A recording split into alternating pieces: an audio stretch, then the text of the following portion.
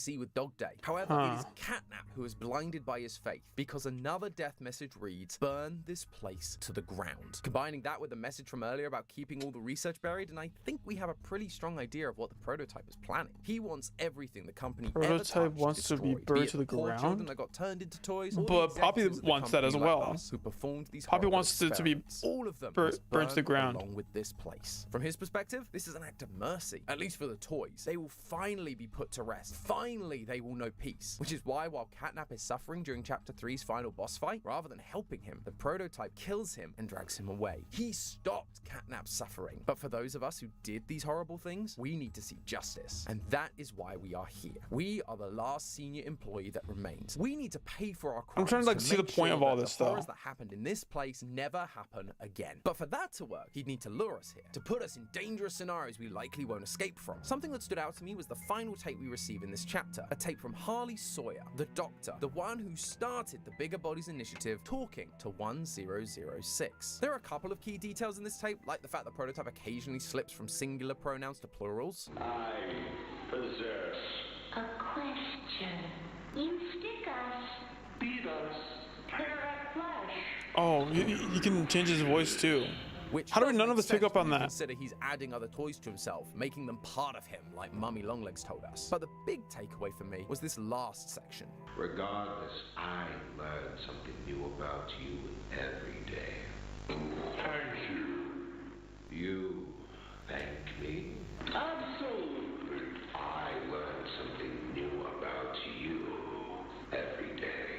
1006 has the ability to mimic voices, and specifically voices he's heard, rather than just voices of the people that are a part of him. So he's heard. Okay, so that makes sense. That tracks because in episode 4, it's literally he the can words we get from these VHS. he can mimic Ollie. So he's probably met Ollie before. When we look back at this chapter, and while so I Ollie could did make exist. a joke about there being a robot that can mimic people down in the basement seeming a little bit familiar, I'm gonna hold off because it actually ties into another character I promised to talk about today, our new helper, Ollie. Ollie felt like a weird addition to me in this chapter, and not just because he sounds exactly like Gregory from Security Breach. Hey, can you hear me? Gregory? Kinda lost. Is that Gregory? Gregory? Someone said Gregory. Stop. Not Gregory. Gregory? You made it here? Oh no! Who's this? Gregory? No. Check this out. Is it the same voice actor? Yeah, you're not really helping the whole FNAF connection here, Mob Games. Regardless, I found his presence odd purely because of one crucial detail. He's a child. The factory has been abandoned for 10 years. Any child that somehow survived this long would be at least a tween at this point. And he does have to be inside the factory as well. Otherwise, how does he send us keys to the various parts of the playcare? It also seems unlikely that this is just a toy with a child's voice. Every toy we've encountered, Mummy, Poppy, Dog Day, all have adult voices. So if he was a toy, he wouldn't sound the way he does. But that always confused me. But if there were kids being trapped in there, like, would they sound like kids, or are they aging within like the toy bodies? Chapter 2 that shows a child playing with all the bigger bodies, and in it you can actually see Poppy standing there playing with the child. Poppy is the one that tells us to trust Ollie, which makes me think that he might have been a child she played with in the facility, and that's why she's willing to trust him. Plus, if you go through the game files and look at previous maps, you can find a room in Home Sweet Home called Ollie's room, meaning he was a real child in the playcare at some point, which would have allowed 1006 to mimic him. And here's the thing, up until now, we've managed to escape both the likes isn't of this just a Huggy FNAF Wuggy and knockoff? Longlegs without any help Kind from of, anyone. yeah. Why now do we It's suddenly need the help to get through plot line is playcare? very Sure, similar Ollie does to help increase FNAF, the facility, and but when that's it not actually comes to something things we're like trying to puzzles hide or at all. monsters, Like, he I don't doesn't care. offer us any help or advice. He goes But quiet and just leaves it's a us game to that it. came The out only recently. time he It's speaks to us kind of is trending, 10 so I thought I'd minutes hop on a little bit, leading trying us to into do more some more Poppy danger. stuff. When you beat Catnap, you also But it's get very this similar in like plot lines, but like it's way different in gameplay. Drastically different. And drastically, like, the quality is much different. Like, it's much better compared to, you know, other other FNAF games like Security Breach. Like, it's just, the qualities are just unmatched. The words are technically correct. The best kind of correct. But the tone feels off, almost sarcastic, especially that line, "You've made your choice." Like, my guy, I've been helping Poppy since the beginning. That hasn't changed. And also, I couldn't escape even if I wanted to. What I think this is a slipping of the mask. Ollie accidentally revealing his true They were right self on this. because he doesn't want us to win. He wants us dead. Now, he doesn't speak entirely in plurals, but as I mentioned earlier, neither does the prototype, especially when he's mimicking someone else. I learn something new about you every day. I learn something new about you every day. That being said, Ollie does occasionally use lines like this. But she needs you. We need you. You are our mission. You are our mission. In the context of the scene, it feels like he's talking about him and Poppy, but calling us their mission feels like a strange choice of words. Okay, so they did call the fact that 1006's mission Ollie is to is lead us the here prototype. and kill us. Throughout the rest of the run, he also uses we a lot, again, in a way that could be interpreted as him talking about himself and the player, but then there's lines like this. We need to make that red smoke go left instead. The we in the subtitles is capitalized, and despite multiple updates to this game, it's still there, at least at the time of recording, which makes me think it's a purposeful decision. This isn't the first time we've heard from Ollie either. During the trailer from Phase 3 of Project Playtime, we actually hear him giving the opening monologue, teasing us as to who he really is. Compassion is the discarded gem of the Forsaken. Call me a Forsaken. Is it a little kid or If just that's a not him woman? admitting he doesn't care about us and our freedom, I don't know. No, it's a what little kid is. because He has his name is lost his Ollie. compassion, So just like Rich, referred to as a prototype he, lost his compassion not only for his and he fellow sounds staff young, members, so but also for okay. the children he wanted to protect. He will 'Cause I know kill that woman anyone can that stands in his way, just like we hear replicate happening a to Kissy little Missy boy's at the voice end as of the well. chapter. Him telling us that he is a wayward plaything cast aside and lost in the depths of abandonment is literally what happened to the prototype. He was just a plaything to Harley Sawyer, and then eventually cast aside into the depths of the facility once he Are you gonna do finished more of these? serving Yeah, his you will. purpose. I And have more remember when planned. I said that I do. I just have speaks to in edit capital the letters? previous Well, in ones. Project Playtime, the I gotta VHS finish editing the tapes Poppy use the Playtime stream, and then I'm gonna do capital this as letters, a. and its use of plural Once I finish seems editing the to Poppy refer Playtime stream, I'll our probably do theory. another This is long stream. 1006 is right. It's just a matter of We understand editing. you desire answers. You The wonder faster I can who edit the we other are. ones, It the was faster I can your get more doing out. Because that then, made us. if And I in plan on Phase making 2, the we long actually ones, receive a gift from again, 1006. if I want You to may do more have long noticed ones, it that's a is lot the more phone, a data that I have to telephone that would record. be oh so And I can't, familiar to do them anyone a ton that has because then played I'll Chapter stuck 3. up all my, use up all my memory. And I can't do that if I want to, be editing videos and stuff. So I gotta space them out. But I'm gonna be doing like little streams here and there, just regular gaming stuff, PvZ Heroes kind of things. To give us a false sense of security and allow But I us will to be doing more manipulated, marathon all in the stuff in the hopes of future. fulfilling his goal Definitely. of I burning have a down lot the more. company that I have a lot more tortured marathons so planned. many Trust me people. on that, bro. After all this time, I just gotta Prototype get Rich, these the once ones kind man who done. dared to stand up for what he believed in. He doesn't care who he hurts. You, Poppy, even the children he swore to I just gotta get protect. Their the. deaths are now just I don't what every it time. I know the takes to struggles see of being Playtime small Co's super. legacy I appreciate removed that, from the dude. Thank you face so of the much. earth. Again, And so, if we there's no want pressure. any You don't chance have to of if you surviving don't. the next If chapter, we need to things are, remember one thing. Don't You don't have trust to because God. I And just also feel remember, bad about that. I that's don't just a love taking the theory, money, a but game theory. I do Thanks for appreciate that, bro. watching. But I will And if do you're hungry more for more marathons in Poppy the lore, future. well, have I got a video for I got you. Over on the plans. left, you'll find the Poppy Playtime timeline that we did just before the release All of right. Chapter 3. It's a little So we didn't get outdated much from references, but I there. promise Oh, you don't it's trust a Ollie. great That's right. So he video. If you wanna called learn a little bit more Ollie about me, you being can at always go least and watch the turning video on the into right. An episode the prototype, which is good. I That's what the know next who one the is. main villain is for Poppy Playtime Chapter 4. No, it's not the prototype. No, it's not Poppy. And no, it's not this new sheep critter from the teaser. Although while that last one may not be the big bad, it turns out this Oh, that's black chapter sheep 4. is Okay, in we're getting fact chapter the 4 key to teasers now. figuring Cool. out who is. Wait, really? Huh. Hello, Cool. Internet. Welcome to Got a decent Game job. I want Theory, some others. the black sheep Okay, bro. of the I gaming appreciate that, world. then. Thank you so much. While I really everyone do else appreciate is that. being Heck cute, yeah. doing Let's Plays, we're over here chowing down on the stories of orphans shoved So now we're in the into last plushies. few. But we're This will not definitely alone, be because we like just got 4 hour ourselves a stream. A brand little over new 4 hour teaser stream, for probably. Poppy Playtime Chapter A little over, a little 4. under. We'll a see. Dog Day plushie walks through a room until out of the shadows a black clump pounces eating? and begins chowing down. Oh, yeah. They look up and we see a room full of toy corpses stacked high. See, Poppy and I really are a match made in heaven. Or hell, I suppose. Over the What? next 2 weeks, we learnt a little bit more about this character. Their name is Barbar Chops, and apparently their design was inspired by the YouTuber Sheep Rampage and their fan-made smiling critter. Good for you, man. Nice to That's see kinda some cool. theorists in this community getting recognition. Of course, theorists Barbar across the Chops. internet began theorizing about this sheep and what they would do as the primary villain of this chapter. They're not Only the for primary marketing villain. I don't think communications so. manager of Mob Games They usually Tyler don't to make leak the this primary comment villains on the unless Poppy without Playtime like very Discord. tiny Lamau, teasers. You'll really think the sheep is the main villain. This is some rather inconvenient lore placement. I mean, don't get me wrong, I'm thankful for having the record set straight. It's more than we get from some franchises. But did you really have to mock us with it? After this, we were shown that Barbar It's wasn't funny. alone, but part of a new group of toys, the Nightmare Critters. Oh, I We've forgot got about characters like these. Raby Baby, Icky Licky, and Tui.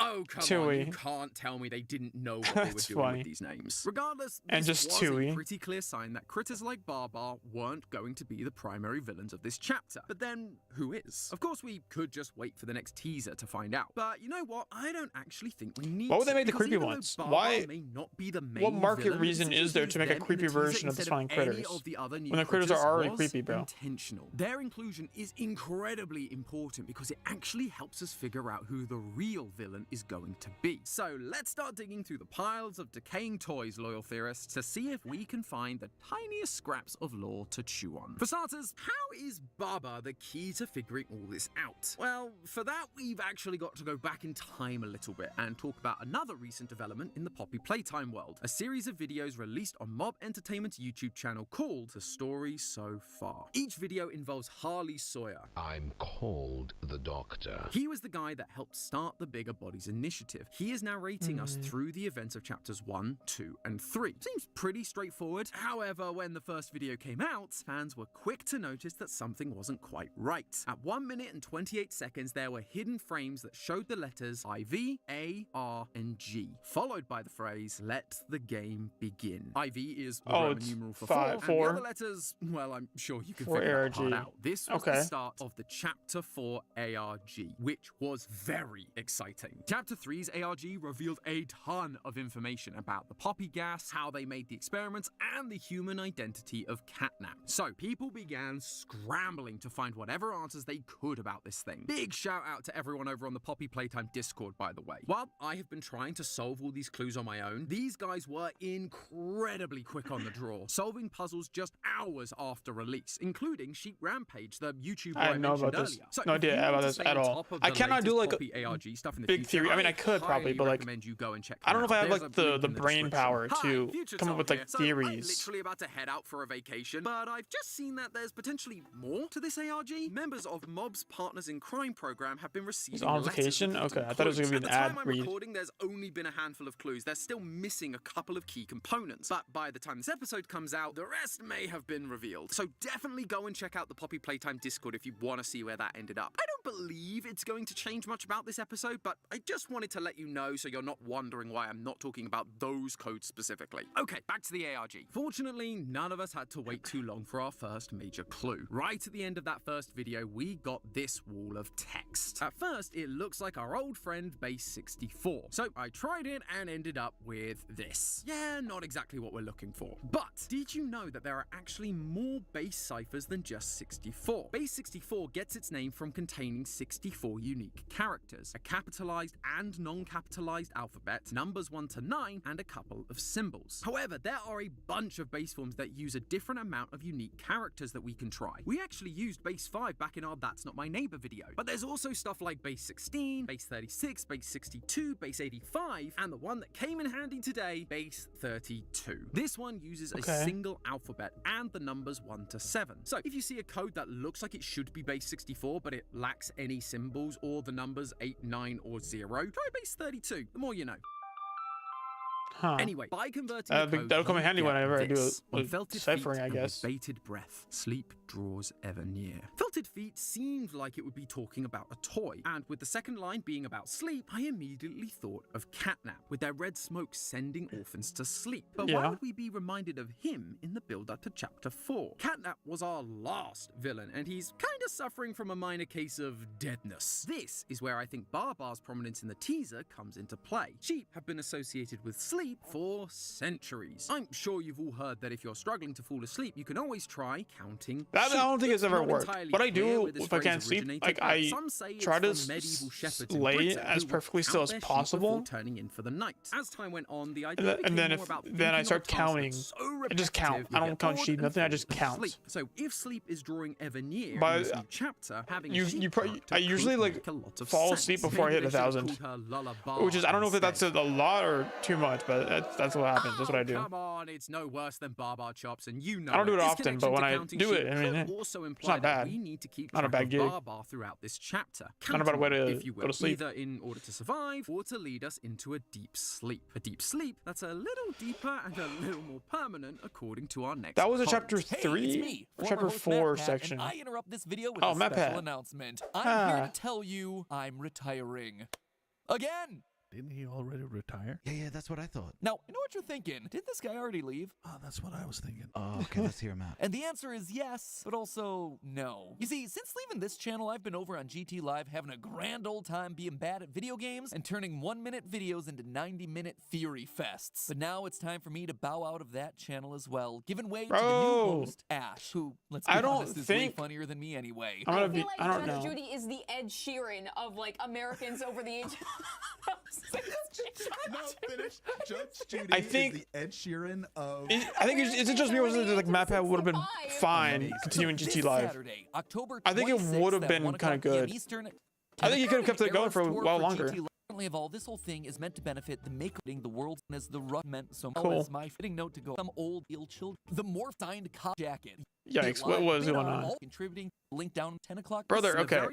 One of the biggest things that I hate about like certain YouTube videos is that like they have like 3-minute ads. I don't want to watch a 3-minute ad, bro. Translating it gives us the I'm gonna skip 11 forward. What are you doing? To find these 11 30 words, seconds we have to go max? frame by frame through the video. 15 seconds even Sometimes better. there's just one jumbled up Short word and hiding sweet, out. you know, Sometimes like, there's two, but in total, hey there guys, are I'm doing a 8 thing. codes Subscribe if giving you're us not. the I'm being talked full about this, guys. 11 Please check it words. out. You know, Now blah we blah. just That's need to it. figure out what they mean. That's Because Gucci. these That's codes were Gucci. made I don't need up of anything letters, else. my gut told A me it was 3-minute ad probably read? a Oh, Caesar that cipher, sucks. and that hunch turned out to be correct. Kinda. It was a Caesar cipher, but not the same one for the entire code. A Caesar cipher works by shifting the phrase backwards or forwards a certain number of letters. However, each of these 8 codes has been shifted by different amounts. You can't just plug them all into one code breaker and call it a day. So after playing around with it for a while, you end up with this assortment of 11 words. Am not, paths, turning, of death, but I, over, afraid, and clear. Obviously, this doesn't make a lot of sense right now. We need to find the correct order. And this is where the puzzle goes from a little bit tedious to actually quite genius. If you take a closer look at the solution, the 8 codes have been shifted by a number between 1 and 8. PFSW is shifted by 1, RCVJU is shifted by 2, and so on. If you then place all of these words in the order of the shift values, you get the final phrase. I gotta tip my hat to you, Mob Games. At first I thought you were just drawing out the solution to make it seem bigger, but that's a level of thought through puzzle solving that would make a grown animatronic cry. Combining this with our They previous keep code, digging. we I end forget. up It's with funny. I like this. how they keep On digging that felted for feet and with bated breath, sleep draws ever near. Over paths turning clear, but I am not afraid of death. Unlike the sleep and nightmares that were caused by the red smoke in Chapter 3, the sleep that is coming for us in Chapter 4 is simply death. But that's not actually what stood out to me. For the first time, we have got the use of a pronoun, I. Up until this point, this could have just been a cryptic poem for the sake of an ARG, but this shows us that's not the case. It's about a specific character. Interestingly, all of the Stories So Far videos have started with a date, 2005.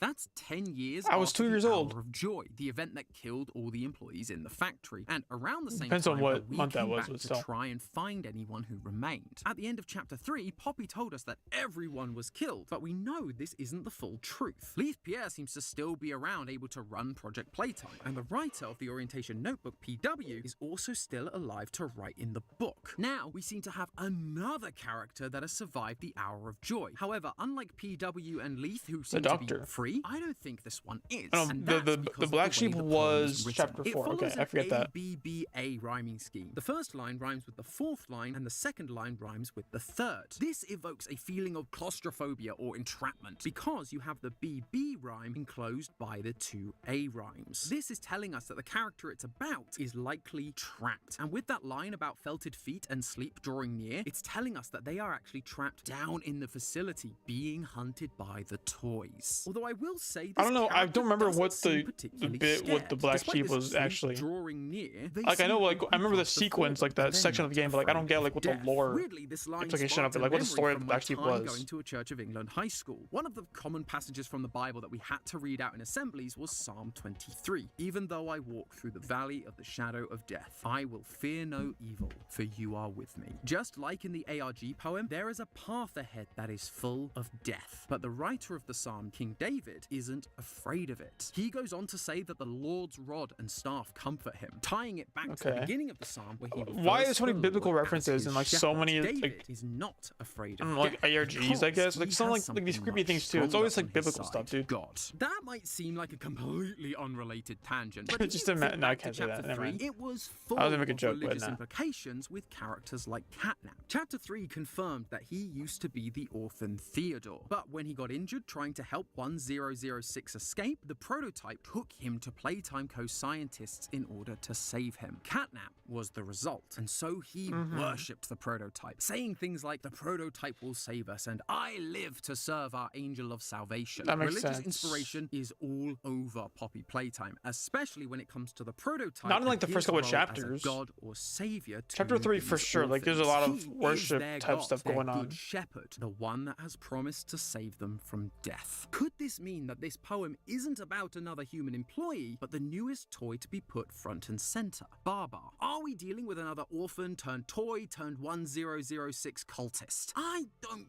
think so, because Barbar isn't just any sheep. She's specifically a black sheep. These days, if you're called a black sheep, it means that you're kind of the odd one out, the outcast. You just don't quite fit in. But originally, the phrase came from literal sheep. Black sheep were considered undesirable by shepherds because their black Racist. died, and so it became hard to sell. So when you got a surprise black sheep in your flock of only white sheep, it was considered a bad omen. By the 18th and 19th century, the color freaking black creepy, bro. even started to be associated with the devil himself, the one who was opposing God. And so, with Barbar being a black sheep, she would likely be considered undesirable to the shepherd and opposed to the God we've been introduced to, 1006. I don't know. She's not going to be working with him like the other toys are. Unless Instead, this that solidifies whatever my child thinking that's specifically earlier in that there she is like going to be helping us. She is No, going to want that's to just take him down. On not chapter 4 what scene happened. page, it does say we'll be meeting new characters and allies after all. And you know what they What say, other allies the did we enemy of my get? enemy Oh yeah, is my no. friend. But if Chapter this 4 we got poem a new isn't ally about for Barbar, sure. then who is it about? Well, you've probably figured out that we still haven't talked about chapter 3's video, and in it there is one more code to find, which really is the final piece we need. At 3 minutes and 58 seconds, you'll find the very obvious wall of binary text. However, this code doesn't seem to work when plugged into a normal binary decoder. There is a second binary code a few frames later that does work, but it only gives us the phrase 25x25. This is where I've got to give another shout out to the Poppy Playtime Discord. I was scratching my head for a good while with this one, but in less than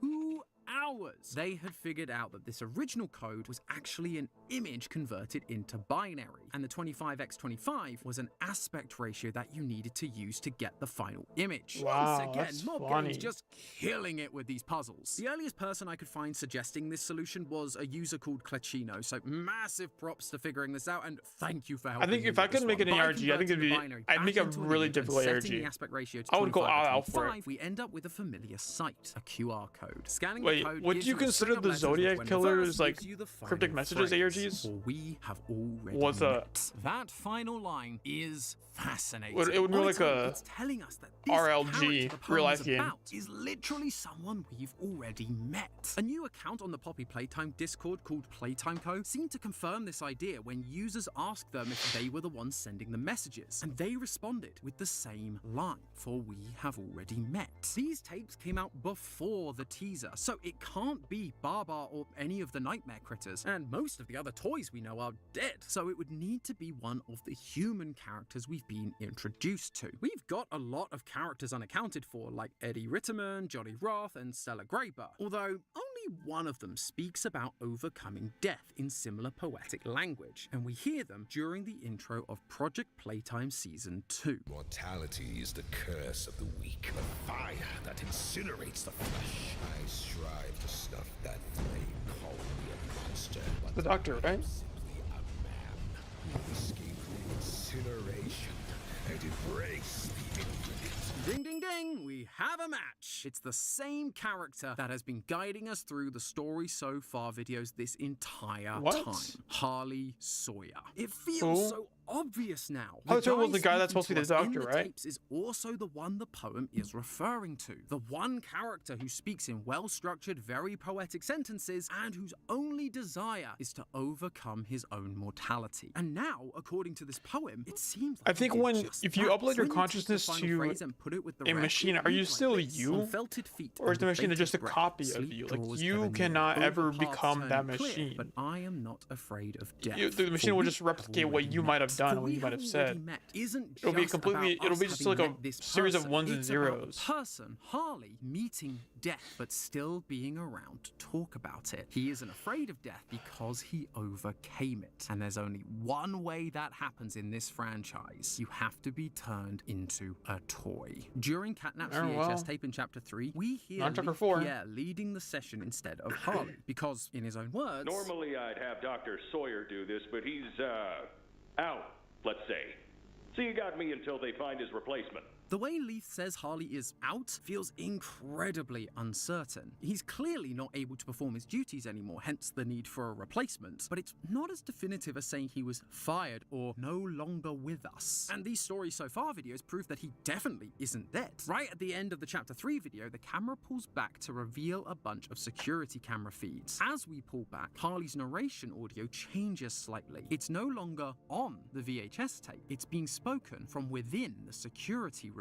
This is not a pre-recorded message. He's been down here physically watching us throughout our journey, which makes Leith's use of the word out feel even more odd. It's almost as if Leith doesn't really know what to call Harley anymore, because Harley isn't who he once was. Harley has done what he set out to do in his incineration monologue. He overcame death and became a living toy. This is what the Bigger Bodies initiative was always for. He initially framed it as a way to save the company, but in reality, it was to further his own twisted goals of living forever. And unlike the writer of Psalm 23, Harley didn't wait for a god to help him. He used science and became a god himself. He now has power over life and death. He has been helping others to beat I don't know about He's power, almost but become I guess a Jesus-like character. Harley sees himself as a god, a savior, a shepherd. He is here to lead the flock to eternal life. That grace, however, doesn't seem to apply to us. He ends the video by saying, "We are being led like lambs to the slaughter," and then he laughs maniacally. Again, it's more shepherd imagery, but it's not the response of a good shepherd that's going to take care of us. It's a threat. It's the response of a power-hungry madman that's going to lead us to the slaughterhouse. Which leads me to believe that Harley, or the toy he has become, is going to be the real villain of Chapter 4. He's never been afraid of killing people that he sees as a problem. He created Boxy Boo. I think he was right about to that. desire human flesh in order to get rid of people like Rowan It, Stoll. it in fact was, I think, Harley, well, the doctor at that point. To the factory, we would likely be doing the same thing. All of the quote-unquote good things he did would be undone, and he can't have that. But you know what? I'm gonna do you one better. It's all well and good knowing What if there's like a Poppy Playtime, but you cannot, if you die, you have to restart the entire game. What toy Harley is going What to an appear insane at. At the time of recording, challenge. the trailer hasn't been released revealing this Like new every toy. chapter, However, you have to we've restart. already figured out what it's going to be. And I it's am all gonna write thanks that to a down. little I would thing do that. called trademark. That's an insane A trademark challenge. basically shows a person's or business's ownership over a word, phrase, logo, character, that sort of thing. People file for trademarks so Playtime, that but other if you businesses die, can't then use those recognizable ideas you to help have sell their to own restart products. Mob Entertainment has a bunch the of entire trademarks, mainly series. for the names of their characters across video games, merchandise, and of course stuffed toys. For That's example, so all the funny. Nightmare Critters had their names trademarked back in September. However, when you look at Mob's trademark list, there are two names that haven't been used, both of which were registered in May,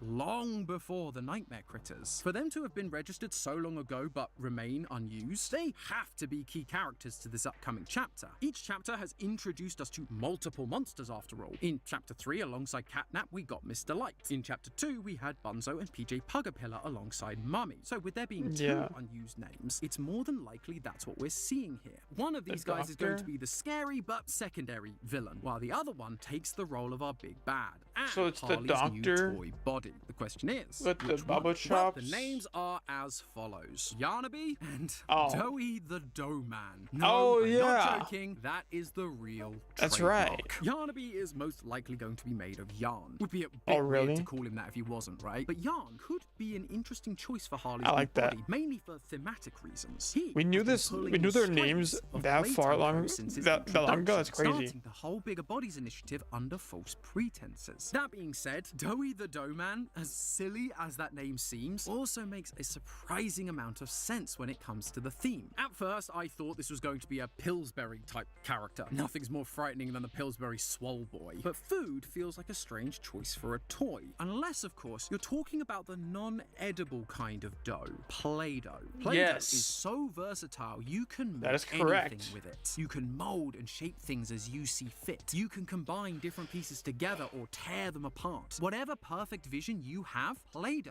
can help bring it to life. It fits so perfectly with Harley. He was playing God, molding and But shaping no, he was the wrong on world that. to his She- vision, combining that humans part. and toys together to create his perfect Your Honor, but he reality. Play-Doh was- would also give mob games a chance to try a different kind of material to The show off their lion, dude. So animation he skills, wasn't that. He was something like a, that's detachable, giant malleable. lion, Harley basically, could like not a literally take human, not like whatever form sentient he at all. wanted at any given time, making him an even more frightening, all-powerful Doughy god. is just a So personally, dough my money's on man. Doughy, but who do you think it is? I'm actually kind of I mean, he interested to was have you guys kind. vote He on was. He this. was a So on bad screen guy right now, at the end of the you'll find two series. videos. At the end of the If you're voting for episode. Team Yarnaby, click the Like video he on helped the you left. out If almost the you're on entire Team time. Doughy, click the video on the right. Regardless, whichever one it turns out to be, I feel pretty confident that Harley is going to be the one driving it. I guess we'll just have to wait for Chapter 4 to see if I'm right. But in the meantime, remember, that's just a theory. A game theory! Thanks for watching. What I want to see. That's it.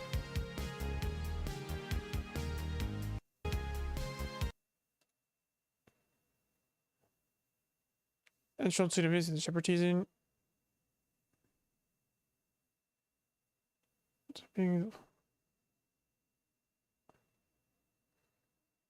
Yeah, no, this was completely wrong. I know who the main These guys were not at all on Poppy it. Playtime's Chapter 4 ARG is over, and as a reward for solving all the puzzles, we That's cool, I got guess. nothing. No new character, no new trailer, not even a release date. Was this all So this just is still a before pointless Chapter 4. exercise to keep us fans busy? No, because the information we got throughout the ARG paint a much better picture of what we can expect from Chapter 4, and how our main villain became the monster we know today. All it takes is one bad day.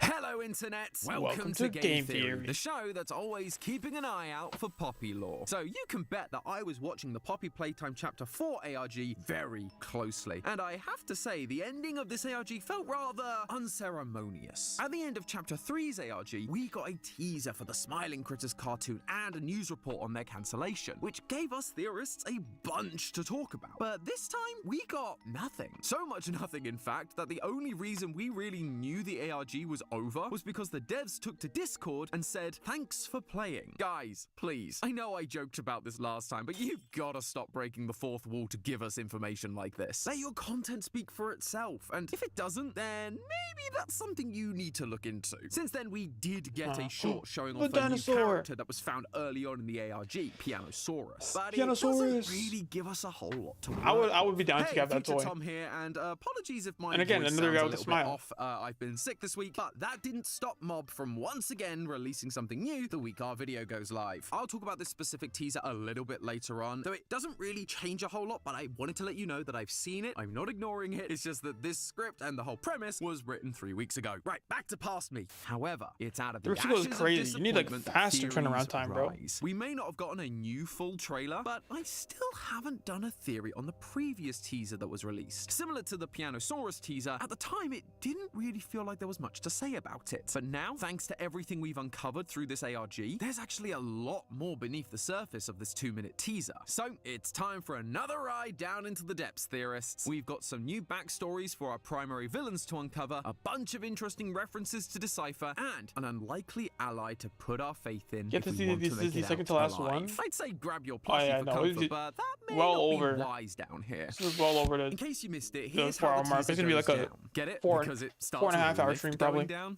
Yes, we say lift in the UK instead of elevator. Just forget it. After traveling down, Cringe. we see more mountains of dead toys, like we did in the first teaser, as someone walks through the darkness with their grab pack and a flashlight. We see the red smoke being pumped through the pipes and into the prison cells, while a mysterious creature stalks us, killing a little nightmare critter Poe in the process. Finally, we end up in the main hall as a TV with a realistic eyeball watches us, only to hear a broken song play, like one you'd hear from an old forgotten toy. We turn around and reveal a lion made of yarn, Yarnaby. You may remember we spoke about Yarnaby in our last video. It was one of the trademarked names submitted by Mob Entertainment, alongside the name Doughy the Dough Man. Sorry, I still can't don't really trash believe on him, bro. that's the name they went with. Anyway, in that episode, we theorized that Harley Sawyer, the man responsible for the Bigger Bodies initiative, had been turned into a bigger body himself, finally escaping the mortal flesh that would incinerate him. And that meant that he was either going to be Yarnaby or Doughy the Dough Man. My money was on Doughy, and according to the poll we took at the end of the episode, nearly 200,000 of you agreed with me, while 100,000 of you felt like Yarnaby was more likely. Well, here's Yarnaby. Let's see who was right. This is where the ARG really comes So we in. haven't seen Doughy yet at this point in time with the video releasing. Because it's actually quite complicated. And sadly, the website is gone now, so there's no way for you to use this as a guide so you can play along for yourselves. If you do want a more in-depth breakdown of the puzzles, I highly recommend you check out the Poppy Playtime Discord, where a lot of these solutions were first discovered. But early on in the ARG, there were some real-world coordinates hidden in camera feed audio. YouTuber Sheep Rampage happened to be relatively close to one of these locations, and once they got there, found a Huggy doll sewn together with yarn, containing 2 documents. These were child assessment documents, like the ones we found in Chapter 2, where a child would be paired with a toy for their eventual conversion. The toy from these experiments was Yarnaby, with the second document referring to him specifically as Experiment 1166. In another set of documents, we get reports about 1166 after the Bigger Bodies conversion process. I want like a card game for these things with all the different toys, and then you make them fight,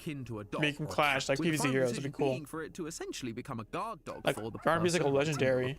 Harley Sawyer. Sound the bells of celebration, editor. It's like vulnerable to like fire effects, something like that. And have all the toys like be different cards. It'd be cool. And given that Yarnaby has been revealed in this second teaser rather than the final trailer like Catnap was, I don't believe he's going to be our big bad either. Instead, he's going to be the lapdog for the real big bad, his master, Harley. Now, that doesn't mean we're done with Yarnaby. There's been a lot of importance put on him and his character during this ARG, just like in Chapter 3's ARG with Catnap. In that ARG, we found out that the human identity of Catnap was an orphan named Theodore. In the Chapter 4 ARG, we are now being given the human identity of Yarnaby, Quinn Navidson, a young orphan boy who Harley Sawyer took personal interest in. His initial test scores that we see were fine. Nothing great, but nothing bad either. This is where Harley stepped in and tried to relate to Quinn, talking to him about how the other scientists just don't understand Quinn like he does, trying to push him to do better in the next assessment. And it works.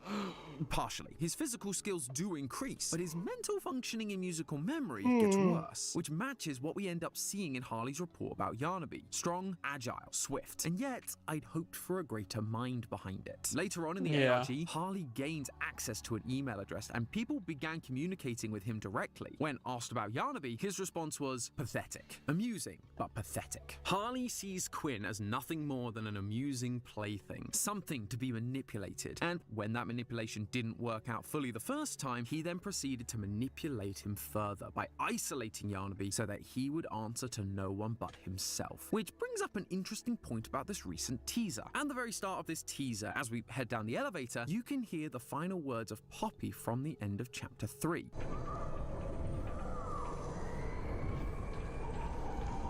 However, they're distant, as if they're coming from a different part of the factory. At the end of Chapter 3, we were standing right next to Poppy. We're coming! Just hold on! It would be weird for it to sound this different if this was meant to be the same elevator shaft, which means this teaser isn't from our normal player character's perspective, but someone else's. Who this new person is felt unclear until those details about Yarnaby came to light. Yarnaby was the guard dog for Harley. He was loyal to Harley. And what happens when Yarnaby sees this person at the front desk? Or more importantly, what doesn't he do? He doesn't attack. Sure, he opens his mouth and reveals his creepy alien second mouth, but he's not pulling a Huggy druggie or a mummy or a catnap and ripping us to pieces. If anything, he's actually being nice to us. He brought us a gift. Up on the monitor behind the desk is the Poe toy that we saw Yarnaby kill earlier, like a cat bringing a bird that it caught to its owner as a present. If Yarnaby is like a pet, then that would mean he's presenting this to his master, the point of view we're seeing from Harley Sawyer. And this is where Future Tom comes back in again, because this new teaser does seem to suggest that while I was right about Harley not being Yarnaby, I wasn't exactly right about it being Doughy either. So sorry, Future Jerica, there's a little more for you to edit now. Hey, don't look at me. It's not my fault. Blame Mob Games for releasing new stuff every single week. Anyway, in this new teaser, we see a humanoid robotic hand reach for a catnap toy. And then the eye that we saw in the monitor of the Yarnaby teaser flashes on screen. When Mob tweeted about this teaser, they used the phrase, "Someone's been watching your every move." Last time, we spoke about how Harley is the one that's been watching us, recapping chapters 1 through 3 on the Mob Entertainment YouTube channel. And so that means this eye, and likely hand, belongs to him, implying that he's less of a traditional toy bigger body and more like a digitized computer entity with a robotic body that he can use to interact with the world. So the Yarnaby no, he didn't have a body. He just was a giant robot controlling the other humanoid bodies, I guess. We're seeing through, rather than his all-seeing eye computer view through security cameras and screens. And that would explain further why the Poe toy was presented on top of the computer rather than on the front desk. Yarnaby was giving it to his master directly. So Yarnaby wasn't right, but neither was Doughy, so I guess we'll call this one a draw. What is fascinating about all of this, though, is the complete juxtaposition we get between Yarnaby and Catnap from these ARGs. As a quick reminder, in Chapter 3's ARG, we were introduced to Theodore, the orphan that would eventually become Catnap. We received a number of documents throughout the ARG that told us that Theodore was a little bit of an odd child. He was antisocial and seemed to have an imaginary friend that turned out to not be so imaginary. A drawing of his revealed it to be 1006, the prototype, and they had Theodore looking and the color that Theo is in is purple, so it kind of reflects him becoming Catnap. 1006 reach freedom. Sadly, during that escape attempt, Theodore was badly injured, but instead of running away, 1006 took Theodore to the Playtime Co scientists in order to save him. 1006 was recaptured and Theodore became Catnap. But inside their cage, 1006 and Catnap stick together, with Catnap following 1006 like a, quote, lost puppy. Now, look at what we learn about Quinn. He's an antisocial kid with some strange tendencies, like ripping the heads off of toys. He's approached by Harley, who manipulates him into helping him create a better, bigger body. But the experiment doesn't go as planned, and he is deemed a pathetic failure. Harley continues to act like he cares about Yarnaby, but according to Dr. Carmine in one of the reports, he really doesn't, leaving Yarnaby sad and alone, waiting for his master to come home like a lost puppy. In both cases, an authority figure takes an interest in a specific orphan with antisocial tendencies. They then convince that orphan to work with them to achieve their desired goal. The goal doesn't go as planned, and in the end, the kid gets turned into a bigger body, becoming obsessed with the authority figure and their approval. However, the key difference comes down to these authority figures' motives and how they react when things go awry. 1006 wasn't trying to hurt anyone, they just wanted to be free, and so influenced Theodore to help it escape. When things went south, it sacrificed itself to save Theodore. Harley, on the other hand, wasn't afraid of hurting people to get what he wants. And once Quinn was turned into Yarnaby and was deemed a failure, Harley lost interest and mocked him. Now, to be fair, 1006 does end up betraying Catnap in the end. I mean, who could forget that? But here, we're being shown that if we felt that was bad, Harley is much worse, because he never cared to begin with. He doesn't have any empathy. All he's pursuing is his selfish desire for progress. And actually, this part of Sawyer's personality is front and center throughout the entire ARG. One of the first pieces of evidence we got for this thing was a poster for the Young Geniuses program, an initiative started by Elliot Ludwig to gather the greatest minds of the generation to help Playtime Co be at the forefront of innovation. Turns out, Harley was one of those bright minds selected for the program. Elliot actually takes a special interest in Harley, saying he was the kind of person that could lead the science of the future. Although as time goes on, Elliot realizes that Harley's only concern is progress for progress's sake, rather than for the betterment of mankind, which Elliot believes is the true key to driving scientific progress. This then leads Elliot to kick Harley out of the program. And as you might imagine, Harley doesn't take this so well. We found an image of some distorted, torn-up paper, creating what looked like the silhouette of a jester, maybe a new character from Chapter 4, maybe Doughy. Anyway, by separating the image into its color layers and desaturating them, we can see a much more clear message being written. He took everything. I thought you cared. Nobody cares. Nobody understands. Elliot Ludwig is a soft, pathetic, small-minded backstabber. Nothing more. Oh, wow. Despite all of this, as we know, Harley does eventually come back to Playtime Co. to start the Bigger Bodies initiative. We even found his offer letter from Leith Pierre and the search Playtime Co. did to track down old members of the Young Geniuses program. Because of course the shady company keeps all your personal information on file after all these years. And this was the 80s. Could you imagine how hard it would be trying to get them to remove that information? Although it's not that much easier now than it was back then. Even with the internet, it can still take years to manually chase down all of the shady data brokers and get them to let go of your data. Thankfully, unlike Playtime Co., we've got the sponsor of today's video, Incogni. I don't know if you know this, but I had a motorcycle accident a few years ago. I was fine, but once he returned to the factory, it's gotta be better than poor old Santi there. Well, something had changed within him. Something was not the same. Sorry, I couldn't help myself. But it wasn't the new perspective Elliot was hoping for. Instead, Harley's picked up a new mantra. Notes from the employees about Harley show us that he liked to remind them regularly that they were all just one bad day away from catastrophe. This phrase is actually repeated a bunch of times because it's later used as a password to access some of the ARG documents. But to my nerdy brain, it was a little more than that, because it isn't just any phrase. This phrase comes specifically from the 1988 Batman graphic novel, The Killing Joke. The plot of this story initially follows a man who fails as a comedian, loses his wife and unborn child in an accident, and then jumps into a chemical waste chute to escape Batman during a heist gone wrong. All those things happen in a single day, and it drives him insane, with the chemicals he dives into turning his skin white, his lips red, and his hair green, creating the Joker we all know today. In the present day, the Joker proceeds to kidnap Commissioner Gordon, attempting to drive him insane, so that he can prove to Batman that all it takes to make someone like him is just one bad day. What the frick? Is from where I am, just one bad day. The problem is, Joker is using this phrase after the fact, after his bad day turned him into the Joker. So for Harley to be reciting this mantra now in more recent times, it would imply that he has already gone insane. That him losing his place in the Young Geniuses program, Elliot's betrayal. I'm guessing it references the hour of joy, because that's one bad day.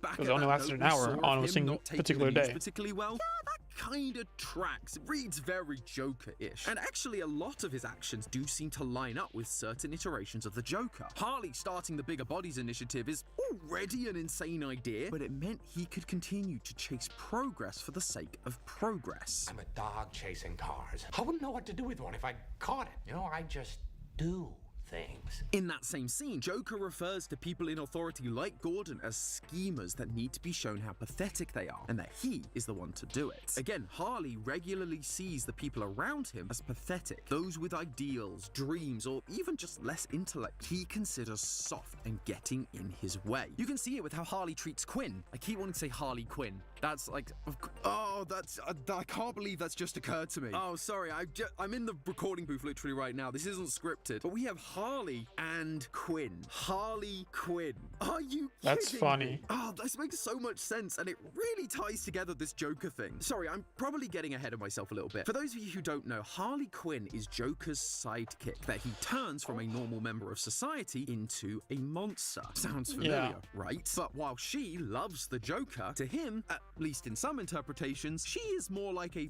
pet, another pawn that he can abuse and use to further his own goals. Exactly like we saw with Harley's relationship to Quinn. And in how much more theory are we watching? All of this it is in one insane grand finale. We got one more video after this, 3-minute video. ARG, players were able to unlock I think about 40 more minutes.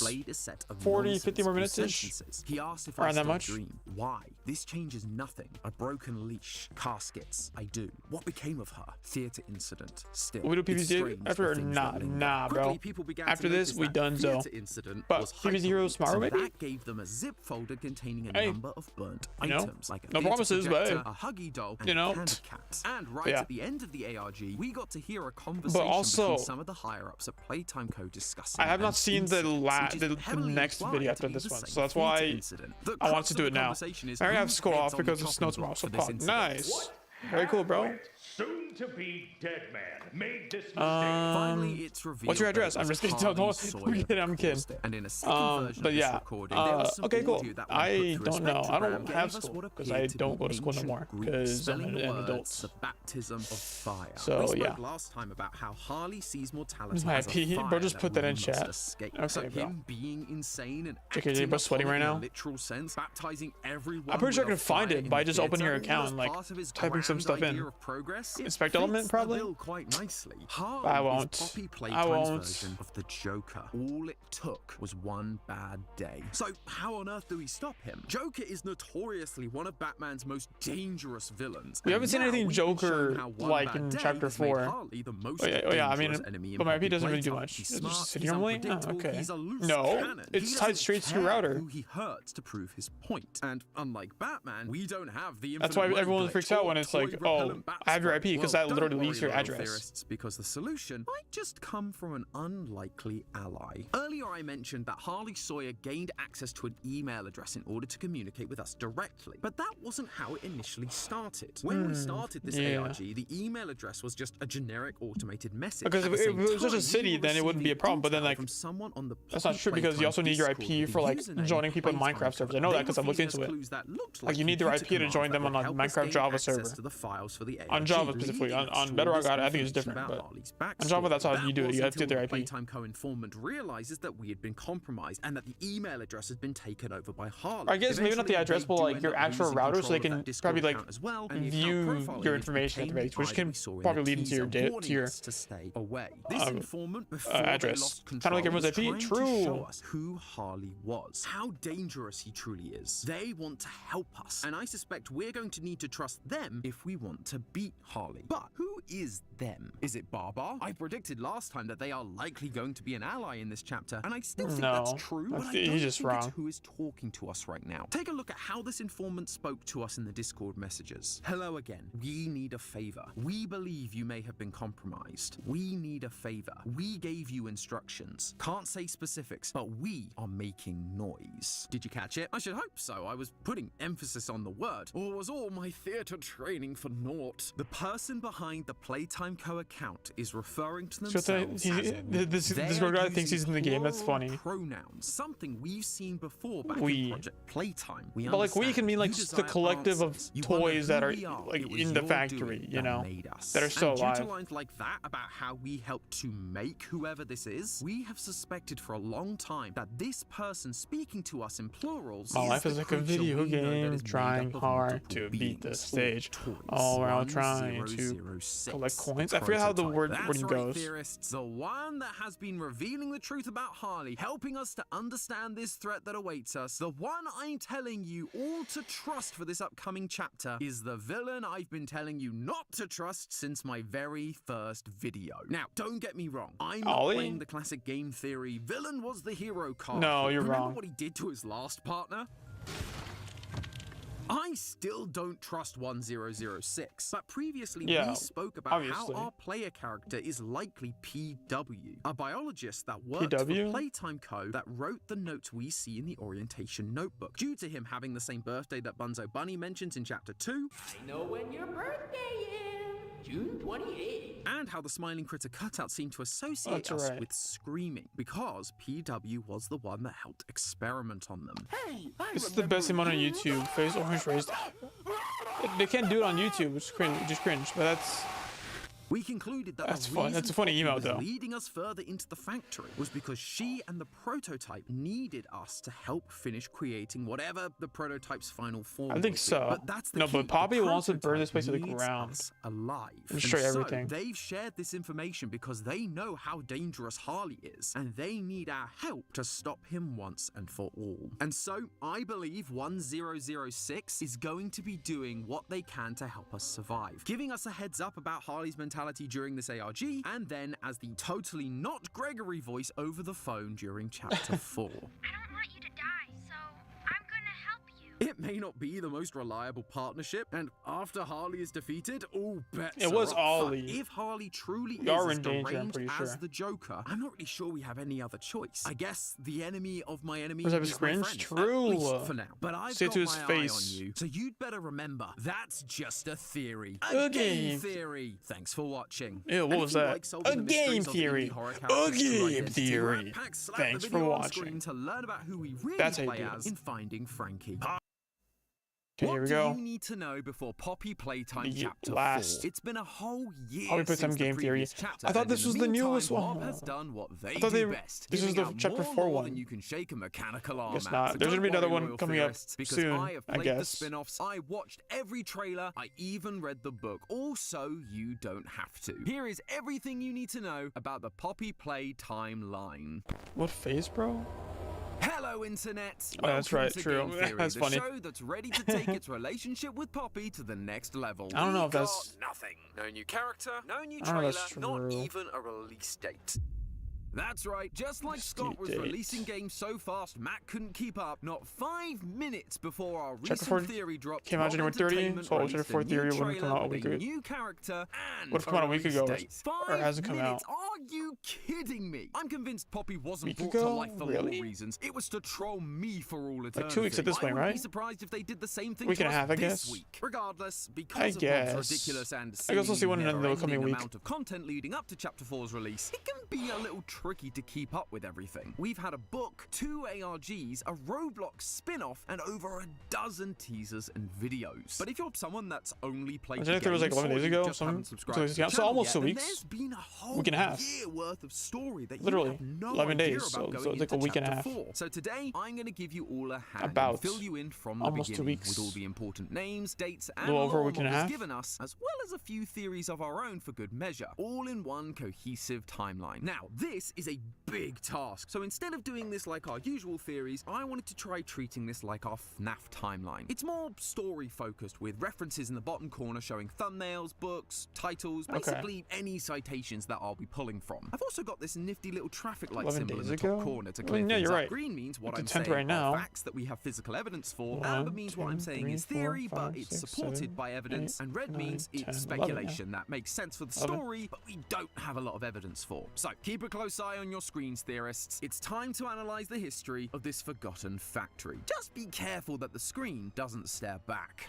Oh, the screams. Playtime Co. was founded So in the good for the majority old of the world? US of A in 1930. Quickly, it That's became true. one of the Well, because most well-renowned where I toy am, it's companies like one of the in last time zones to world, priding update, I itself in guess, making so. toys locally instead of overseas like its competitor You know. Mattel. Yes, that Mattel, the ones who made Barbie. I know exactly where you're going with this, and I have to say, I really resent it. All of this success was thanks to one man, the founder of Playtime Co., Elliot mom. Oh, Ludwig. okay. All he wanted was to bring joy to children, but sadly, Yeah, I live that in the noble EST, so it's goal 9 meant PM that on he 10 spent all of his on time the 10 at for me, work, yeah. neglecting his own family, Makes and sense, his wife makes sense, makes had had sense. enough, It's currently divorcing 6 him PM that for me. same year. Nevertheless, Elliot pushed forward, though for 2 decades, he struggled to figure out the key to innovating the toy-making world, until finally he hit a breakthrough.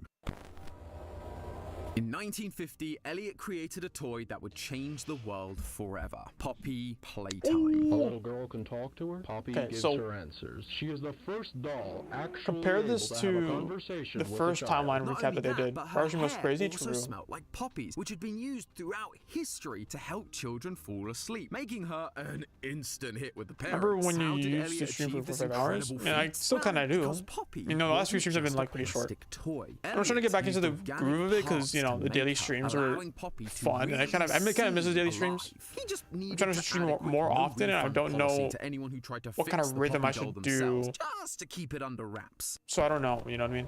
I'm trying Thankfully, to no like do one ever more like discovers content this oriented little streams secret while of also Elliot's. But Poppy putting out sales alone can't videos, keep which is very toy difficult companies because afloat. I have So to work they still, release a you know, I don't handful make of money new toys, from like these Bomb things. the Dinosaur in 1961 or Boxy Boo You in know. 1966, though none of them really compared to Poppy in terms of popularity. But then, out of nowhere, tragedy struck. Since day one, Elliot had been encouraging his employees to adopt, to bring joy to children who had none of their own. And he lived by example, adopting a daughter of his own. Finally, the did. family that the family man had always wanted, until she Is there passed away before his very eyes. real There evidence was for this nothing he could do to theories? I save her. guess. All Elliot could do I was don't take know. the biological knowledge he had and turn her into another organic Poppy doll, just so he could keep a part of her with him forever, so part of her could live on. Little did he know how successful that experiment would be. Somehow, his daughter's mind managed to survive Maybe she already the did. process. Maybe stream every day Naturally, except Elliot is Tuesday, shocked by this. Thursday. His or something. daughter I don't is know. back, living on inside I think this it's doll that he made. difficult He to couldn't pin let her down fall because out of his how many grasp again. days So he I builds don't a know family what's gonna home happen. inside the factory You know what I mean? storage bay and locks her. So like I have a inside podcast, glass if you case don't to know, keep her that we safe. He record even adds a usually passage every leading Monday. directly to his office, And so if we he can don't visit her record, whenever he but the thing is, or our she location where we wants. With his record, family now returned to him, it- his passion to strive like we for can't innovation was restored. guarantee it's always available on Mondays. So then we only find out like to the day before. So then I can't plan on it. You know what I mean? Like today we didn't record. We're planning on doing it tomorrow. But if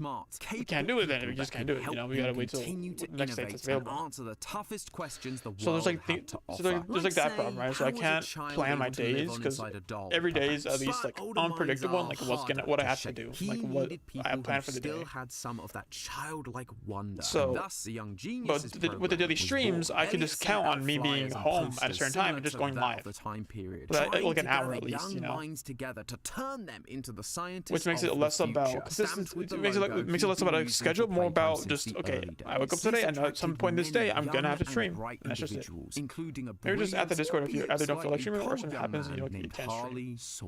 Maybe. But like, there's like how many people are there? You know what I mean? Like how many people are in the Discord? And I talk to you guys almost daily, probably. Like at this point, like I just like check. I'm always checking the Discord. He may not have like I see whatever you guys post. Neither was Elliot. He saw part of himself so, in Harley. This was the kind of kid he could take under his wing, I gotta figure it out. mold into someone who could really shape the future. At least two people, true. Playtime at least two, you know what I mean? Stratosphere of success. Unfortunately, that didn't. Oh, and I also have the bot that makes people lets people know about when I'm streaming. While so he continued to pursue innovation, he was just get just the role. doing so to push the boundaries You'll know of when what I'm could be done, not to help humanity like Elliot envisioned. That being said, Elliot didn't give up. He kept trying to change Harley's point of view, but no matter how hard he tried, it was no use. Harley could not change. I think he's not here anyway. playing it up. I think the video is decision definitely to kick playing up the Harley story out of the program, sending him beyond home what to the actual outside like world to be around official more lore people, is. hoping it will help him to understand why they do what they do. Harley, this whole thing is just giving me the urge to just make another story. You know, for how long have you been doing this 20 HP King Challenge? A while. I mean, again, I took that one break, or not a break, but like you know, I stopped streaming daily, so that things just kind of slowed down. Though it didn't matter now. He had to do what he was told. You know what I mean? So like the challenge has been going on for a while. If I went live, okay, I don't. Okay, at least not my problem. Well, has he not been live for like 10 days, something like that?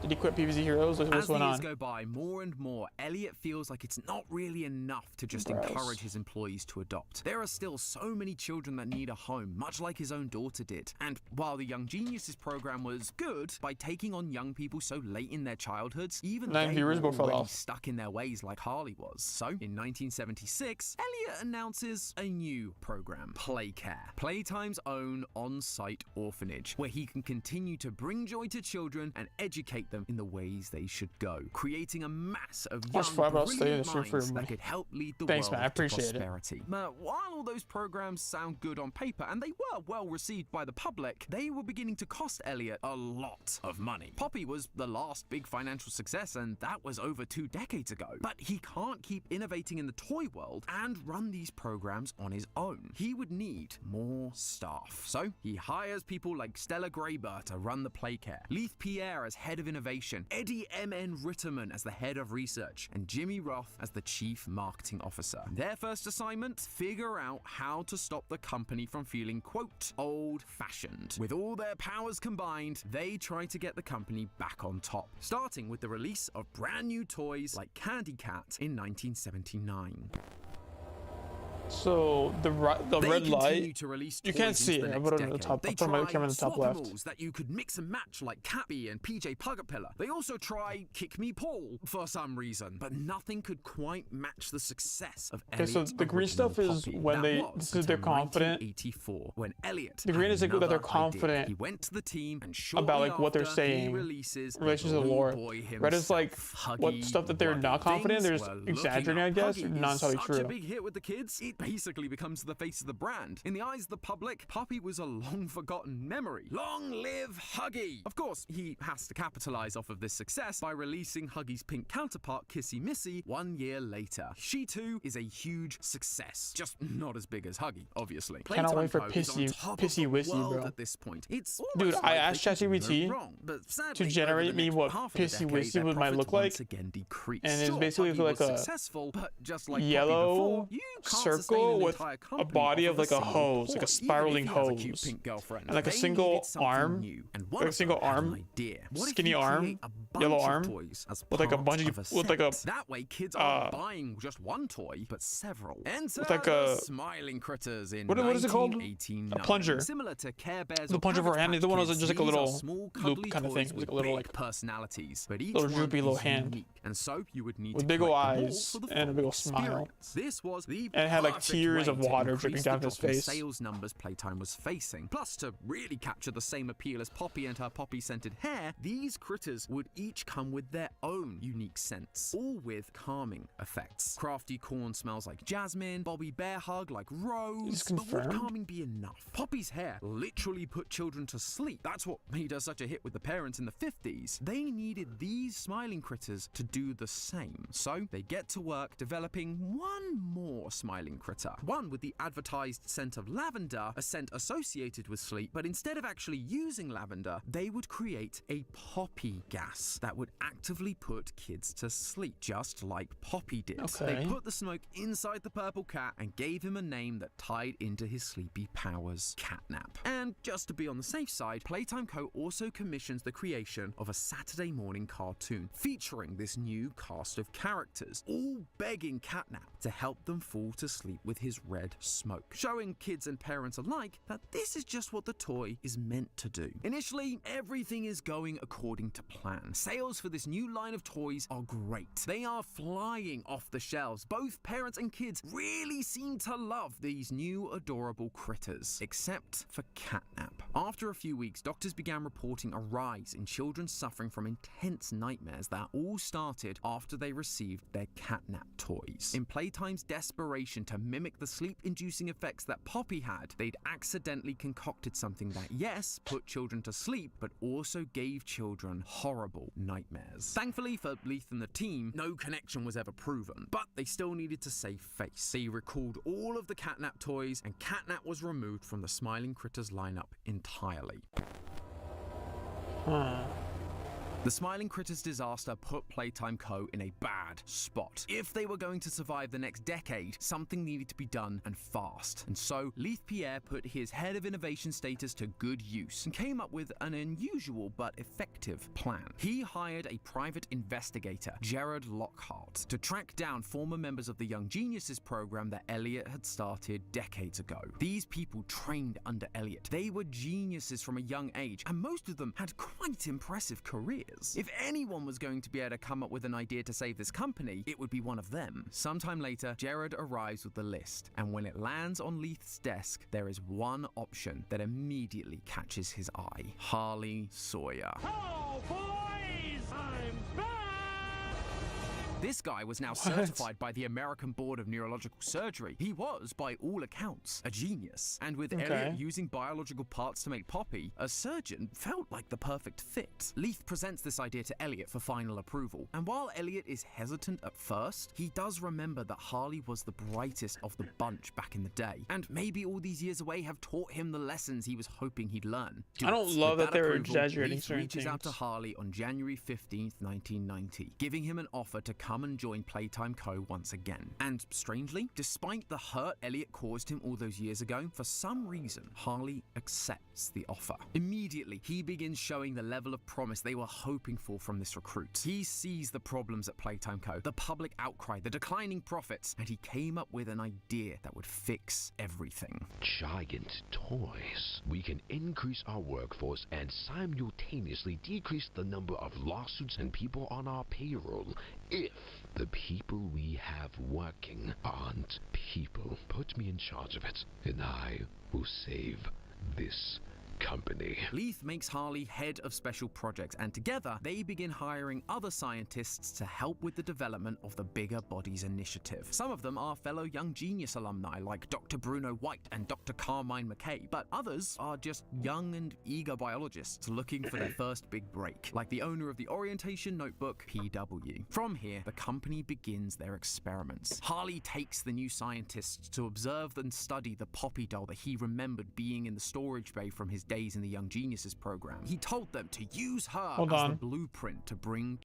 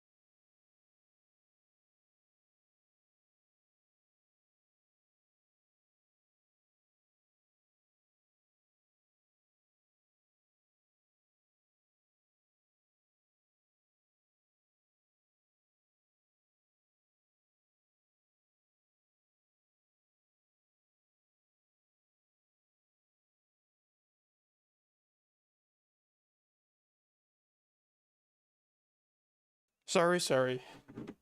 I have my little sister real quick.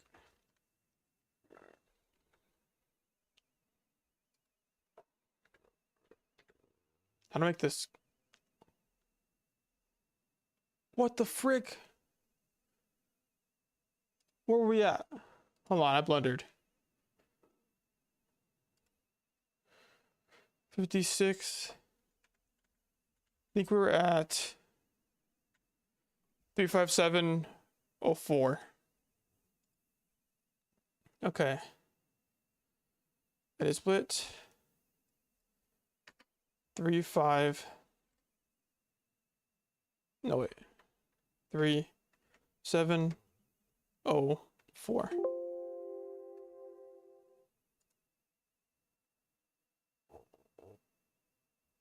All right. Okay. What? It is split. Okay, go. Good. Fixed it, we back. Fixed it, we back. My bad. Out. Harley never lost his distaste for others, and while he continued to pursue innovation, he was just doing so to push the boundaries of what could be done, not to help humanity like Elliot envisioned. That being said, Elliot didn't give up. He kept trying to change Harley's point of view, but no matter how hard he tried, it was no use. Harley could not change. Not here anyway. And so Elliot makes the hard decision to kick Harley out of the program, sending him home to the outside world to be around more people, hoping it will help him to understand why they do what they do. Harley was destroyed by this news. His hero, Elliot Ludwig, was abandoning him. All he could see Elliot as was soft, pathetic, and short-sighted, backstabbing him because he was too much of a genius for Elliot to understand. Though it didn't matter now. He had to do what he was told, and so Harley left the program, disappearing from the halls of Playtime Co. At least for now. Foreshadowing. 1970. As the years go by, more and more, Elliot feels like it's not really enough to just encourage his employees to adopt. There are still so many children that need a home, much like his own daughter did. And while the Young Geniuses program was good, by taking on young people so late in their childhoods, even they were already stuck in their ways like Harley was. So, in 1976, Elliot announces a new program, Playcare, Playtime's own on-site orphanage, where he can continue to bring joy to children and educate them in the ways they should go, creating a mass of young, brilliant minds that could help lead the world to prosperity. But while all those programs sound good on paper, and they were well received by the public, they were beginning to cost Elliot a lot of money. Poppy was the last big financial success, and that was over 2 decades ago. But he can't keep innovating in the toy world and run these programs on his own. He would need more staff. So he hires people like Stella Graber to run the Playcare, Leith Pierre as head of innovation, Eddie M.N. Ritterman as the head of research, and Jimmy Roth as the chief marketing officer. Their first assignment, figure out I can get a better how to screenshot stop of the guy. company from feeling, quote, old-fashioned. With all their powers combined, they try to get the company back on top, starting with the release of brand new toys like Candy Cat in 1979. What the frick? Did I push myself back? What did I do?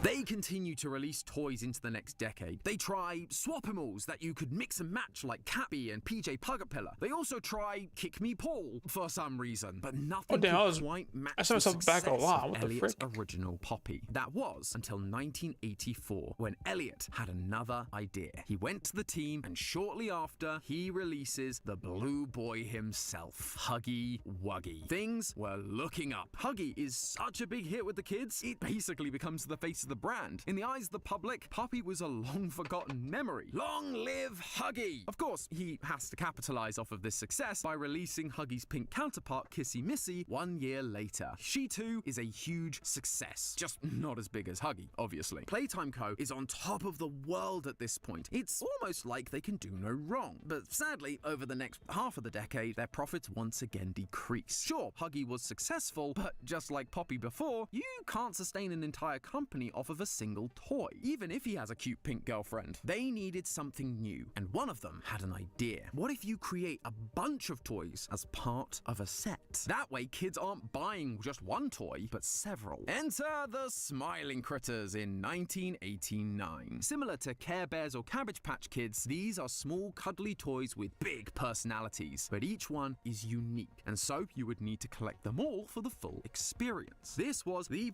perfect way to increase the dropping sales numbers Playtime was facing. Plus, to really capture the same appeal as Poppy and her poppy-scented hair, these critters would each come with their own unique scents, all with calming effects. Crafty Corn smells like jasmine, Bobby Bear Hug like rose. But would calming be enough? Poppy's hair literally put children to sleep. That's what made her such a hit with the parents in the 50s. They needed these smiling critters to do the same. I'm getting this So they get to work developing did I really? one more smiling critter. One with the advertised How scent far of back did I send lavender, myself? a scent What? associated with sleep, but instead of actually using lavender, they would create a poppy gas that would actively put kids to sleep, just like Poppy did. They Is he put just the snake reusing inside the purple cat animations or and gave something? him What a the name frick? that tied into his sleepy powers, Catnap. And just to be on the safe side, Playtime Co. also commissions the creation Why am I getting of a Saturday flashbacks? morning cartoon featuring this new cast of characters, all begging Catnap to help them fall to sleep with his red smoke, showing kids and parents alike that this is just what the toy is meant to do. Initially, everything is going according to plan. Sales for this new line of toys are great. They are flying off the shelves. Both parents and kids really seem to love these new adorable critters, except for Catnap. What the After a frick? few weeks, doctors began reporting a rise in children suffering from intense nightmares that all What am I getting started flashbacks after for? they received their Catnap toys. In Playtime's desperation to mimic the sleep-inducing effects that Poppy had, they'd accidentally concocted something that, yes, put children to sleep, but also gave children horrible nightmares. Thankfully for Leith and the team, no connection was ever proven, but they still needed to save face. They recalled all of the Catnap toys, and Catnap was removed from the Smiling Critters lineup entirely.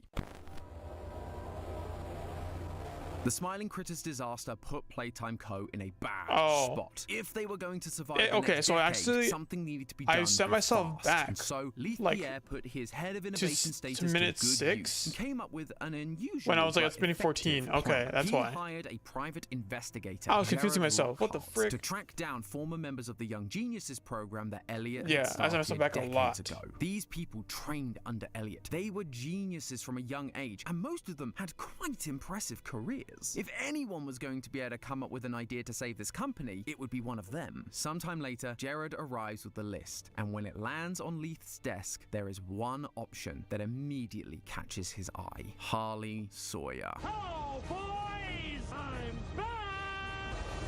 This guy was now certified by the American Board of Neurological Surgery. He was, by all accounts, a genius. And with Elliot using biological parts to make Poppy, a surgeon felt like the perfect fit. Leith presents this idea to Elliot for final approval. And while Elliot is hesitant at first, he does remember that Harley was the brightest of the bunch back in the day. And maybe all these years away have taught him the lessons he was hoping he'd learn. Do it. With that approval, Leith reaches out to Harley on January 15th, 1990, giving him an offer to come and join Playtime Co. once again. And strangely, despite the hurt Elliot caused him all those years ago, for some reason, Harley accepts the offer. Immediately, he begins showing the level of promise they were hoping for from this recruit. He sees the problems at Playtime Co., the public outcry, the declining profits, and he came up with an idea that would fix everything. Giant toys. We can increase our workforce and simultaneously decrease the number of lawsuits and people on our payroll if the people we have working aren't people. Put me in charge of it, and I will save this company. Leith makes Harley head of special projects, and together they begin hiring other scientists to help with the development of the Bigger Bodies initiative. We're at the part Young where Genius alumni like Dr. Bruno White and I set myself back by McKay, accident. But others are just young and eager biologists looking for their first big break, like the owner of the orientation notebook, PW. From here, the company begins their experiments. Harley takes the new scientists to observe and study the Poppy doll that he remembered being in the storage bay from his days in the Young Geniuses program. He told them to use her as the blueprint to bring toys to life. I am the cause. Being able to exist as a doll, it has killed so many people. Everyone works diligently to try and recreate the magic of this one Poppy doll. But after 814 experiments, it's clear that things aren't working with simple rats. They need to try something bigger. They need to repeat what Elliot did. They need to use children. Harley delivers the note to Elliot as one of his many updates on the program. But once again, Elliot is torn. Up until this point, these experiments weren't really all that bad. It was just a few hundred rats that suffered the consequences. But now, he had a choice to make. He'd spent his life trying to bring joy to children, to give them a home, somewhere they could grow and overcome the odds. Harley still couldn't believe this soft old man. What is more important to you, these children or the business you've spent decades building, which people rely on for their own families? Mortality is just a curse on humanity anyway. If we can figure this out, all these orphans who had suffered would never grow old or sick. They could live forever and keep bringing joy to other children for centuries to come. It was not an easy decision, but this argument from Harley does sway Elliot. With that permission in hand, the senior staff of Playtime Co. set about building the Game Station, a facility designed to test the orphans' physical and mental abilities, pairing them with a specific toy, and if they were deemed ready, taken away for conversion. They'd come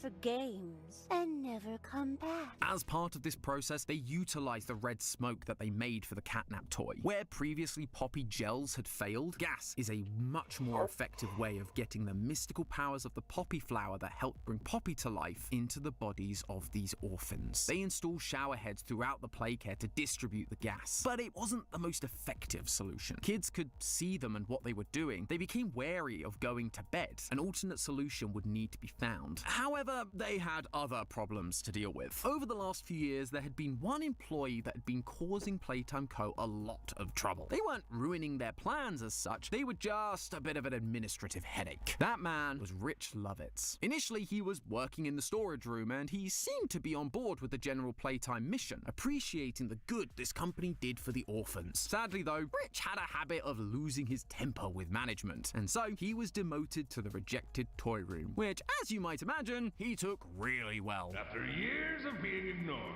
the company actually heard all my complaints. I guess my words must have really inspired them to take action, because the next day I got demoted down here to the freaking island of misfit toys! Yeah, man, chill out, Of man. course, Playtime Co. had to demote him again, putting him to work in construction in the caves beneath the factory. Down here, in relative solitude, At he that was point, able just to fire the guy. recognize What? his shortcomings, and with the help of his new supervisor, began to improve, even to the point of getting promoted. At first, this seemed great for Playtime Co. A reformed employee. The system worked. That was until Rich continued being promoted and began learning what was really going on with the orphans. Would you He be okay cared with for it these for kids. That was $10? the one good thing he had going for him from the beginning, and so he begins flying off the handle once again. The problem was now he knew too much. He could actually cause a problem for Playtime Co. if he went to the authorities. They couldn't just fire him anymore. They needed to get rid of him. And with the Bigger Bodies initiative well underway, as well as Harley's requests for bigger subjects, they had an idea. They took Rich and used him as a guinea pig, turning him into the first semi-successful experiment, 1006, which they dubbed the prototype. Not a toy as such, more a mix of mechanical and biological parts. It lacked the ability to speak, but was able to mimic voices of others to communicate. Playtime Co. was finally seeing success. How would you go about and once you removing learn the something like problem this at the bad same about time. But Rich, a company? now 1006, What would you do?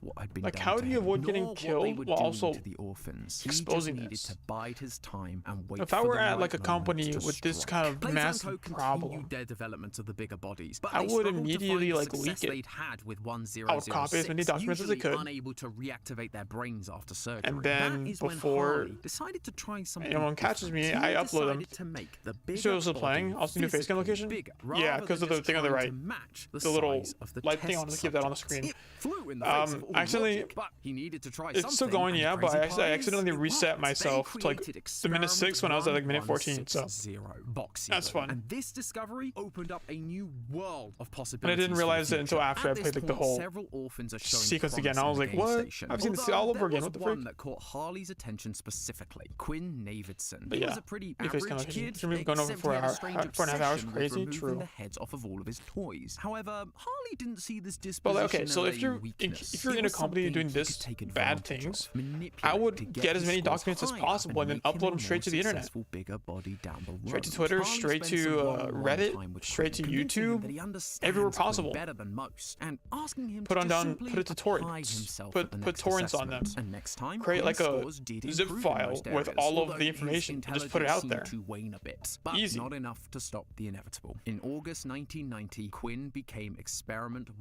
1166, Yarnaby. He was strong, agile, swift, but his intelligence still wasn't where Harley wanted it. He saw him more like a dog, which, while They not could kill me ideal, though, could be maybe. But maybe I useful can for escape. protection. The more bigger Maybe. bodies they made, the more things there were that What are you could gonna do kill now? him and stop his progress. Information's already So out there. Harley isolated Yarnaby, making Yarnaby loyal only to him. Around that same time, another orphan named Theodore Granville began causing some mischief in the playcare, breaking into rooms, stealing files, even stealing a grab pack. When questioned about it, he just said it was his friend that told him to do those things. The staff just assume this friend is of the imaginary persuasion, but in reality, it was very, very real. 1006 had found a way out of containment and was using Theo to help them escape. Once it had all the information, 1006 and Theo made a break for it. Though, due to Theo's inexperience, he accidentally overcharges the electrified grab pack hand and electrocutes himself. At this moment, 1006 has a choice. Gain the freedom it wants or save Theo. It chooses the latter. It gives Theo over to the Playtime Co. scientists and turns itself in to be locked away once again. Now, there is only one way the scientists are able to save Theo, and on November 11th, 1990, the Bigger Body Catnap was born. Experiment 1188. He was put into the playcare because he was able to release the red gas just like the toy, and the kids would, hopefully, be much less suspicious of this big friendly toy than a typical shower head. There's no way Again, a kid would be Playtime like, Co. oh was yeah, killing this two birds cat does with not one have any stone. negative The Bigger Bodies initiative was now like in full intentions swing, with me? Between Catnap and Yarnaby, Huggy was created. It's crazy and in looking. 1991, he was put to Yarnaby, work as Playtime Co.'s new security measure. Though his wandering eyes were noticed by an Yarnaby employee who wasn't to supposed kid to me, know I'd be like, yeah, bro. Rowan stole. Rowan This is wanted to lit. get to the bottom of what was going on, and over the It's a course of freaking few giant months, lion. began to figure out It's exactly awesome. what Playtime Co. was doing. When he threatened to leak what he'd found to the public, Harley put his bigger bodies to good use. Now,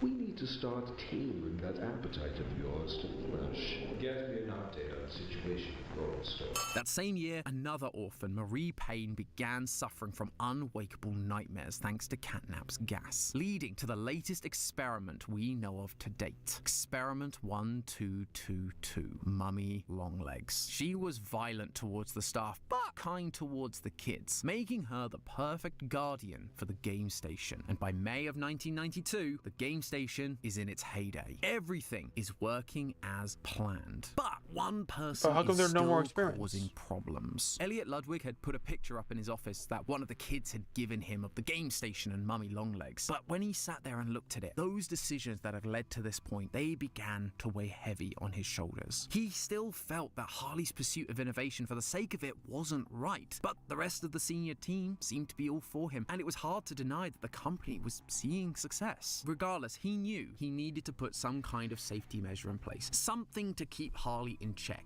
just in case his worst fears came true. So he promoted one of the fellow scientists and Young Geniuses graduate, Dr. Bruno White, to become Harley's superior. Dr. White? Once Harley found out, he could think of this as nothing more than another betrayal from Elliot. And this time, he'd had enough. Elliot was too soft to keep things moving forward. He needed to be got rid of, just like every other problem employee they'd faced. One day, both the staff and the public were informed that Elliot Ludwig had passed away, but Harley Sawyer was the only one who knew the truth about what happened. Thanks to Dr. White's promotion, Harley's involvement in Mr. things Wise. slowly became less and less, Mr. leading Harley to White. become more and more frustrated and driving him more and more insane. Until Would you one be day, driven he more and more decided insane to for take $10? matters into his own hands. During a $10 guided is tour $10, of the I'm just factory saying. in 1993, fires break out in the theatre, causing casualties all across the facility. Obviously, Leif Pierre is furious. Now he has to Leif. clean up the mess, taking care Imagine of being any named Leif. potential witnesses. This is not the kind of publicity Playtime needed. He brings back their private investigator Jared to figure out who is to blame, and true to his word, he gets them an answer. Dr. Harley Sawyer.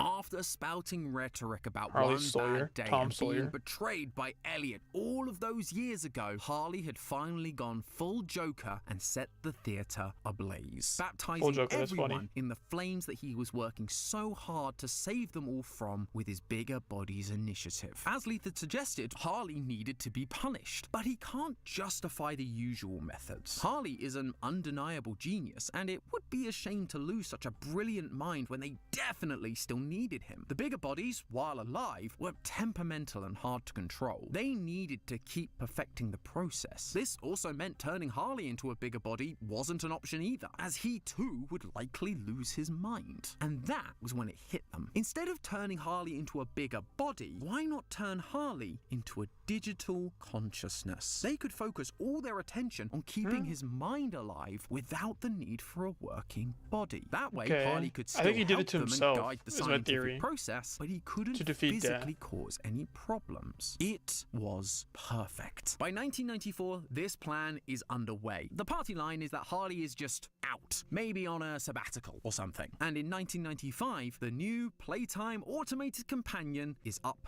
and running, ready to meet with scientists like PAC? PW. The system would end up being shut down Yeah, after this May is of that year, definitely but regardless, it was another the doctor. success for Playtime Co. However, as we've seen time and time again, pride cometh before the fall, and this next fall would be the biggest Playtime had ever seen. Behind the scenes, while Playtime Co. had been dealing with Harley, 1006 had been plotting. They'd been gathering all the toys together and promising them the thing they all wanted: freedom. They formulated a plan to take back the factory from Playtime and kill all those who'd helped turn them into monsters. They called it the Hour of Joy, and on August 8th, 1995, they executed that plan. They attack everyone: scientists, tour guides, construction workers. It didn't matter. They were all responsible. They all needed to die. The toys drag the bodies into the depths and slowly consume them to satiate their hunger. Only a small few managed to escape the carnage, Leith Pierre being one of them. Despite the insane loss the company was facing, he kept insisting Playtime Co. continue their work. He began recruitment efforts for a resource extraction team, people that would go back into Playtime Co. and collect the parts they needed to keep making bigger bodies. But eventually, the rising pressure from the public over the mysterious disappearance of the staff, their friends and family, was too much for even Leith to handle, and he shut down the factory for good. Nearly a decade really want to put that in passed, and the Minecraft. It'd be Playtime so cool. factory, as well as all that happened there, had largely been forgotten. The world had simply moved on. But in 2002, deep in the bowels of the factory, something or someone was coming back online.